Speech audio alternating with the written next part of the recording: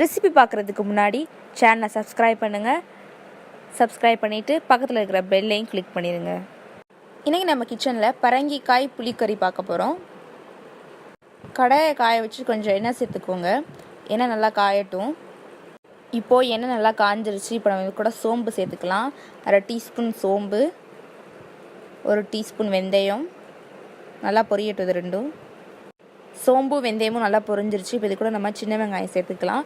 சின்ன வெங்காயமும் வெள்ளைப்பூடும். சின்ன வெங்காயம் 10 எடுத்துக்கோங்க, வெள்ளைப்பூடும் 10 எடுத்துக்கோங்க. இந்த மாதிரி முழுசாகவே போட்டுருங்க, கட் பண்ண வேணாம்.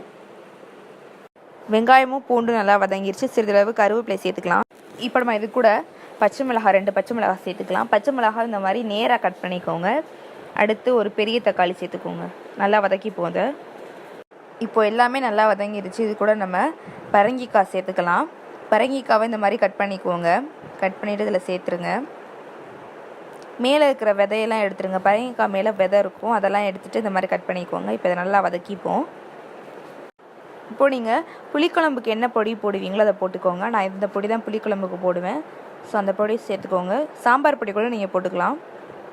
நெல்லிக்காய் அளவு புளி எடுத்து அதை ஊற வச்சுட்டு அதை நல்லா கரைச்சிட்டு இதில் சேர்த்துக்கோங்க. நல்லா மிக்ஸ் பண்ணி விட்டுருங்க.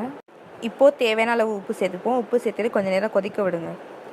பாருங்கள், நல்லா கொதிச்சு வருது. இந்த ஸ்டேஜில் நீங்கள் வெல்லம் சேர்த்துக்கலாம். கொஞ்சமாக வெல்லம் சேர்த்துப்போம். அந்த காரத்துக்கும் அந்த இனிப்பும் சேர்ந்து சாப்பிட ரொம்ப டேஸ்ட்டாக இருக்கும். நீங்கள் இந்த ஸ்டேஜ்லேயே ஸ்டாப் பண்ணிடலாம். குழம்புவாக வேணும்னா. அப்படி இல்லை உங்களுக்கு கிரேவி வேணும்னா நல்லா வற்ற விடணும். இப்போ சுவையான பரங்கிக்காய் புளிக்கறி ரெடி ஆயிடுச்சு. ரொம்ப ஈஸி அண்ட் சிம்பிள். வீட்டில் செஞ்சு பாருங்கள். ரொம்ப வித்தியாசமாக இருக்கும். அந்த இனிப்பும் காரமும் சேர்ந்து சாப்பிடல எல்லா சாப்பாடுக்குமே டேஸ்ட்டாக இருக்கும். ஸோ கண்டிப்பாக ட்ரை பண்ணி பாருங்கள். சப்ஸ்கிரைப் பண்ணால் சப்ஸ்கிரைப் பண்ணிடுங்க.